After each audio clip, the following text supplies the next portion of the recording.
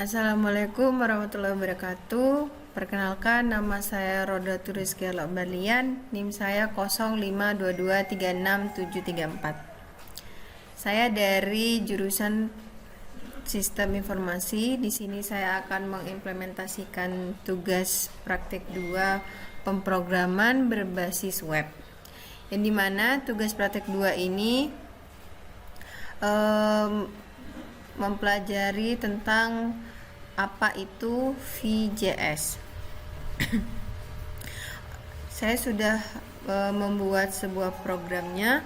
Di sini soalnya adalah diminta untuk membuat sebuah aplikasi website sederhana yang berbasis pemesanan bahan ajar di universitas terbuka, yang dimana mahasiswa berfokus untuk membuat aplikasi websitenya berbasis VJS sebagai framework yang digunakan sepanjang pengerjaan tugas praktek 2. Nah, saya sudah membuatnya di tugas praktek yang pertama, dan ini hanya menambahkan sistem VJS-nya. Dan nomor 1 yaitu tugasnya yang pertama, kita membuat halaman stok bahan ajar, yang dimana halaman ini menampilkan keseluruhan dari stok bahan ajar yang digunakan, seperti ada tabelnya, ada listnya, terus menampilkan list data dan menampilkan beberapa kolom data file. Yang pertama ada kode mata kuliah, yang itu yang pertama nama mata kuliah dan kategori, UT daerah, lokasi, jumlah stoknya juga, status dan catatan lainnya. Dan juga terdapat fitur untuk mengedit stok data bahan ajar. Coba kita lihat pemrogramannya. Jadi ini adalah codingan dari stok bahan ajar itu. Coba kita proses. Ini udah saya tampilkan, yang kemarin hanya menambahkan saja. Yang kemarin kan hanya menampilkan dashboardnya, kalau sekarang itu lengkap. Tapi ini terlalu kecil ya, kita buka di sini, karena kalau buka di aplikasinya itu terlalu kecil. Di sini saya sudah membuat stok bahan ajarnya secara terperinci. Kalau yang tugas yang pertama itu kan tidak terperinci, hanya membuat sama-sama membuat kode terus dikasih gambarnya. Nah, kalau di sini saya juga menambahkan semacam raknya, terus kategorinya apa, seperti itu. Yang sudah tadi dijelaskan adalah yang ini. Sudah. Terus terdapat fitur untuk melakukan filter, sort, dan stop. Itu bebas digunakan menggunakan select atau radio, yaitu kita bisa melihat keseluruhan di listnya, kategorinya juga. Terus bisa di fiturnya bisa diurutkan berdasarkan judul, stok harga, dan difilter juga. Seperti ini contohnya. Saya sampai buka 2 ya. Seperti ini. Yang pertama adalah kategori daerahnya, dan yang ini kategori spesifiknya, bisa wajib, praktikum, terus bisa pilihan. Ini saya membuat berdasarkan judulnya. Contoh, saya ambil di Jakarta dengan praktikum. Bisa itu tidak ada, atau bisa di wajib, itu sudah termasuk bisa keluar. Terus untuk menampilkan yang tadi itu jumlah stoknya, untuk menampilkan di reset filternya juga bisa kita reset. Nah, kembali, atau juga menampilkan stok yang krisis, kita klik di sini. Nah, yang krisis adalah ini. Dari daerahnya juga disebutkan, raknya, stoknya berapa, statusnya menipis, kita reset.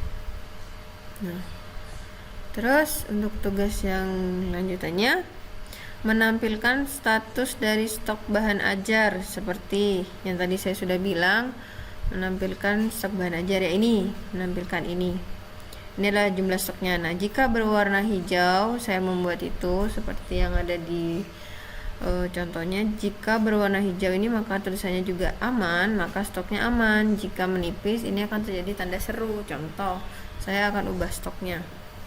Di sini kan stoknya ada 11. Saya ubah menjadi 7 karena saya di sini settingnya maksimalnya 10. Otomatis statusnya adalah menipis seperti itu. Jadi butuh untuk di sini ada catatannya juga, butuh pendingin untuk kit basahnya. Terus kita ubah stok lagi menjadi 15. Seperti ini. Nah, ini akan tandanya akan centang, yaitu berarti aman. Dan untuk membuat tampilan seperti ini, kita juga bisa menginput secara manual. Nih sebagai contoh, saya menginput MS12, misalkan nama mata kuliahnya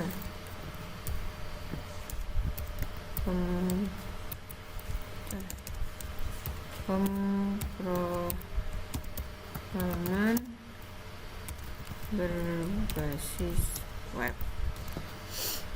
Pilih UT daerahnya, saya pilih Jakarta misalkan. Kategorinya wajib. Kita masuk ke raknya, kita tulis rak 2 strip 10 misalkan, dengan harga saya kasih 60.000 deh. Terus jumlah stoknya minimal 20. Untuk safety-nya mungkin 10. Edisi kurikulum baru, nah, kita tambahkan. Oke. Nah, contoh ini sudah keluar nih, edisi kurikulum baru, stoknya aman. Dan saya ubah lagi, misalkan diubah di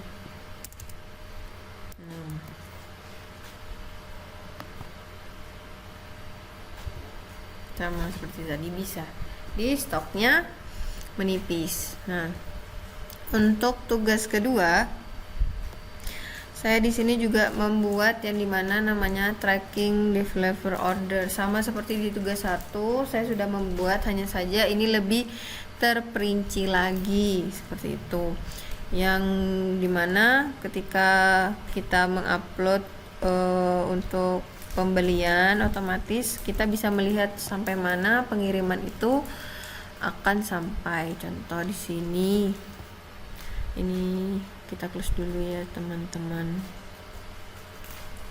Oke, lalu kita coba ke menu trackingnya, terus kita run. Nah, seperti ini.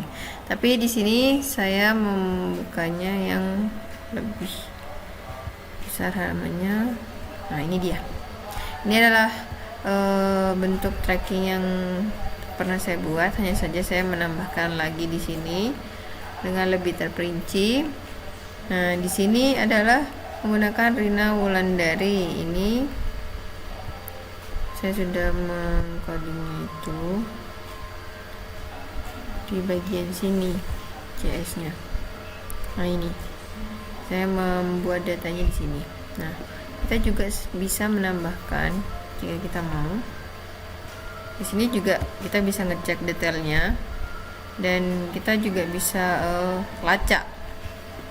Contoh,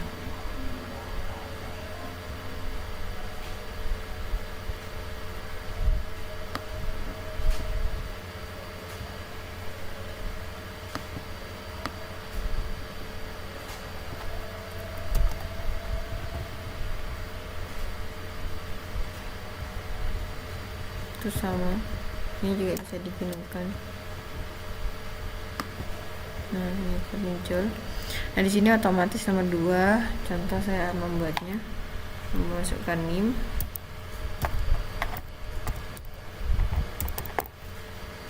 dengan nama lengkap. Atau ini contohnya nama saya. Ini 0522367734. Nama lengkap Laudatur Rizky Enobardian. Kita pilih yang estimasi 3 hari. Nah, jadi kita bisa menuliskan secara manual, bisa juga kita bisa klik di sini juga bisa misalnya, dan atau bisa dipilih hari ini contohnya, terus kita simpan. Otomatis seperti ini. Coba kita masukkan, coba kita cek.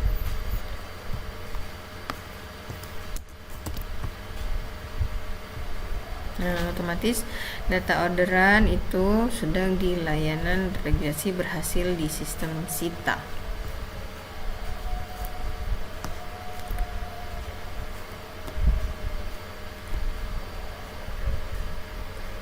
Baiklah, sekian dari presentasi saya tugas 2 pemrograman berbasis web.